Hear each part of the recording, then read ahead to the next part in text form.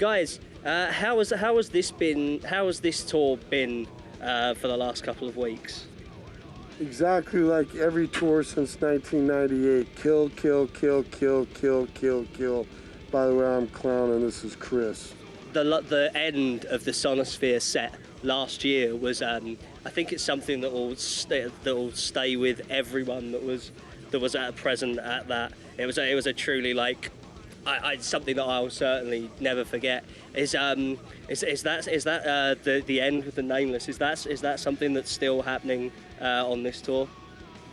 Well, we treat every show the same. It doesn't matter if it was yesteryear or in the future. We're not starting any new beginnings or ending anything from the past. This show, that show. I appreciate that it stuck in your mind. But if you would have been at every show since the beginning of our career, there would have been many more that maybe stuck out in your mind more. So we just treat every show the same, man. It's a smack in the face. How would you say that since that first time that you came over to London Astoria, has it been less? Has there been any injuries on this tour? This tour so far, well, first of all, Jim wasn't able to come for the first couple weeks because of an issue. So there's your first injury. We got a guy up there that could, literally die at any point, if something was to happen to what's going on with what he's hooked up with. So there, we got that one. And then obviously, it's just a lot, We kind of get tired talking about our injuries because you wouldn't believe it anyway. That's the church. I don't care who's playing today. Never did, never will. Doesn't mean I don't respect, because I do, ultimately. But that's the church of the knot. We walk onto the altar of the knot. We give the sermon of the knot to the congregation of the knot, and everyone gets hurt. So pain these days, it really doesn't phase us. I've had my knee drained 3 times due to a surgery I had, and I've kept all my blood. It's just everyday business. I get told I'm going to get stuck with a 4-inch needle and bring it on. I film it. You'll see it in a DVD. What do you want? Pain comes with this band. That's something that I think that everyone's always appreciated. Like the footage, like from Inside the Nine and things like that, is there's no border between your band and your fan base. It's like everything has always been laid out. They're the kids that we picked. They're the fans that we picked. We are them. They are us. We are one and the same. And we slowly infect the rest of the population because we're a disease.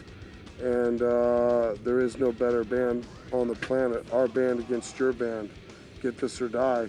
And our fans make it possible for you to be here today. And if I had my way, I'd buy 2 million acres and I'd invite them all over there, and it'd be us against the entire world, and we just wouldn't take. We're very blessed and honored to have the fans that we have. We were those people. They are us, so it's not that much of a mystery.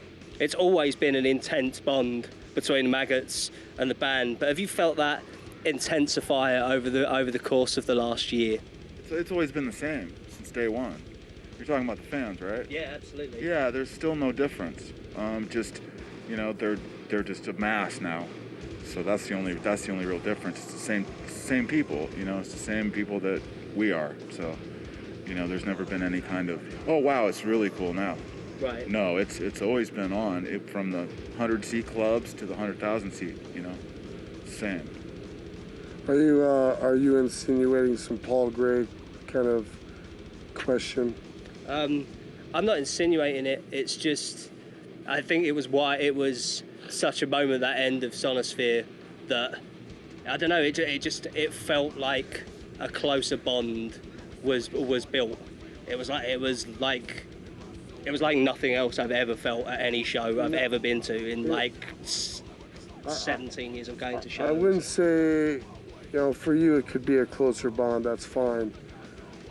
We chose to tour for one reason only, and that was because we felt, because of the caliber of fan that we have, it wouldn't be fair for us to go and feel what we feel alone, and it wouldn't be fair for them to experience what they're feeling alone. So we felt that together we could experience what happened together. And I don't think it made it a greater fan base. It was just a part that none of us expected, such as you have family reunions, and then your grandma dies, and you all have to go to the funeral, and there's something different going on, but it doesn't change the family dynamic. You still have your cousins, your uncles, your parents. You just come together and you celebrate something, and I understand what you're saying. Yeah. But it didn't make us tighter. It just made us,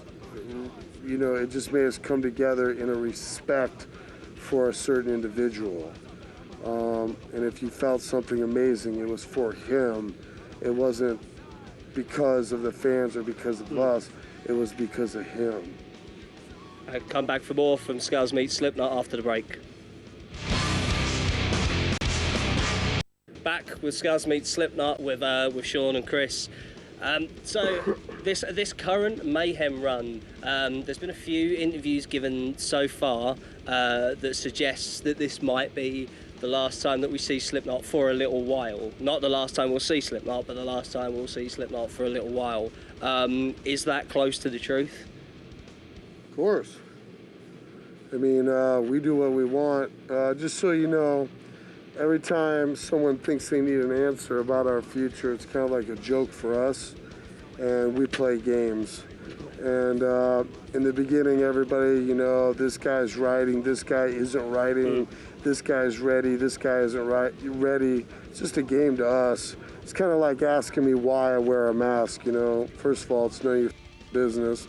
And second of all, it's none of your business when we're going to get together and do what we want. We do what we want, when we want, how we want, and whatever we want. And this is how I say it. So I hope you're prepared for this. Okay. I'm not a fortune teller. You don't want me to be a fortune teller. I will tell you that this band wants to write another record. This band will, given the opportunity, write another record. But because I'm not a fortune teller, I cannot guarantee that. It's kind of like if I told you that when you leave here, you're going to get in a car crash and you're going to die. Do you want me to be a fortune teller? Absolutely not in that case. That's right. So, all the questions about if, what, they're all fractions. Does the band want to get together? Yes. Do we need a little time? Yes. It's been over 2 years for number 2. We decided to go out on tour and share, like I told you, sporadically over the last 2 years, doing a little touring, trying to get to as many countries as possible to share in this thing that was unexpected. Now, after America and ending with Knotfest, which is just something we wanted to do to have a little fun, less is more, 2 shows. Something even Paul was part of the making of. And end it there, go out, take a deep breath, write a record, record a record, pre-pro a tour, go out on tour, drop a record, and then support a record. This is what we want to do. So, do we write music? We write music every day. Does Corey write lyrics every day? These are easy questions to answer yourself.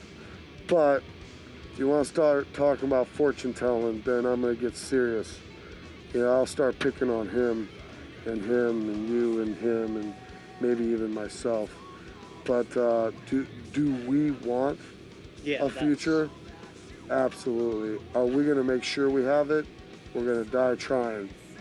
So, but the more people ask, I think the more we get a little off. No, totally understandable. You cannot kill what you did not create. Absolutely. I push my fingers. So you touched upon Knotfest there. How did you come about picking that lineup? That lineup is basically friends, people that, were interested, that were invited. I mean, there's a lot of bands that we'd love to have there. There's only so much time. There was only so much time to ask and get, the answers brought into yes. If we had our way, it'd be a 7-day festival and everyone would be there. Right. But like I said, less is more, and Deftones, good friends. Want to share with our vision with people that we love, and it really was a matter of, in this business, a lot of people, they could be in Argentina for all I know. It's availability, and you got to kind of find out who can. And we're lucky to have such a great a support group in Knotfest. We're gonna have a lot of fun, and the people that are there are because they're the people that can be there. Yeah. There are other people that we wish could be there, but people have obligations and whatever. But soon enough, it'll be Knotfest all the time. Is it essential that it takes place in Des Moines? Yeah, I mean, that's where we come from. That's, a lot of people are going to show up. We didn't get a lot of concerts back in the day in Des Moines. Yeah. It was rare when, bands, especially like this, would come around. It's just not big enough. So that's kind of an homage in the way I'm thinking too. Bring it back to the Midwest. Bring it back to where, kids really love music around there, because there's really not much more to do except drive around, listen to music, and shotgun beers. So it's like, it's cool that we do it there. Just so you know, it's not in Des Moines. No, really? It's in Council Bluffs, so I don't Sorry for my ignorance. No, hey man, no, it's not me, it's you. You're the one that's going to be on film, and people are going to go, he didn't know what the he was talking about. So I'm just letting you know that it's in Council Bluffs, Iowa, which is right over the river from Omaha. So I'm just helping you out. Yeah. I could give two shits. It's in Iowa. That's all anybody needs to know. If you're from Chicago, you're coming to Iowa. If you're from Minnesota, you're coming to Iowa. If you're from Nebraska, you're coming to Iowa. If you're from Kansas City, you're coming to Iowa. Why? Just what he said. When shows passed us up, we had to go. It's not a get even thing. It's just, hey, it's a learning thing. And we've made our journeys over and over and over and over again, and this feels good, and it will feel good for people from Chicago to get in the car and make the sacrifice. That's what Knotfest is about. It's a one of a kind special occasion. So come, we're not coming to you. You're coming to us, and that's not a revenge. It's a ritual. It's a spiritual thing. Bees, you're back with Scuzz meets Slipknot, and this time we're joined by Corey Taylor. How's it going, man? I'm good. How you doing? Yeah, good, man.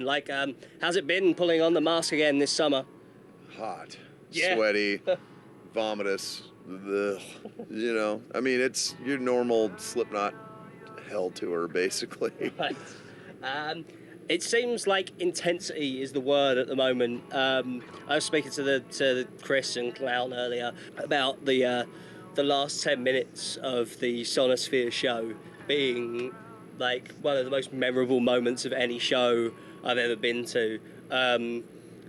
Is it still as intense a year on? Oh yeah, the definitely. end of the show. The cool thing is that obviously in light of what happened a couple of years ago, obviously with losing Paul, the future was kind of up in the air for us, and once we came back out, there was almost like a pulling together for all of us, man. And we're closer on this tour than we've been in years. I mean, we all have really kind of pulled together as a family again, and it feels really good, and that has really raised the bar for the shows, because we go on as a unit again, man. We roll on like a machine. And when we do that, when we're all firing on the same level, God, there's nobody can touch us. And that it feels really good to feel that again, Especially with the history of the band, a togetherness seems vital at this point. Yeah, definitely. I mean, we're slowly but surely starting to kind of figure out what the future's going to entail and where we're going to go. Because, I mean, we're still kind of daunted by, the thought of going into a studio without Paulie. Yeah. So the more we do this and the more we really get on the same page, the easier it's going to be, because we're going to be there for each other, and it's going to be, it's going to be kind of weird to wrap our head around, but once we are going to feel right. Are you going to be keeping in contact with the Knot guys? Because obviously you've got the double Stone Sour record, and there was talk of a graphic novel and a movie and the life of Corey. Is it, as a tour like this and as Togetherness made it more vital that you stay in contact with the Slipknot guys, like even throughout that time, even if you're not touring together, just even little bits of contact here and there. Yeah, absolutely. In the last year we've all started reaching out to each other more, and never letting each other get too far off the reservation, and just, making sure that, everybody knows you're thinking about them, and everybody knows that, you're, it's like, oh man, I was in this city and I thought about the time that we went out to dinner and blah, blah, blah, blah. It's been really cool, So yeah, over the next 2 years, I'm really going to make sure that I'm in contact with everybody and just let them know I'm thinking about them, It's stuff like that you take for granted, and then all of a sudden,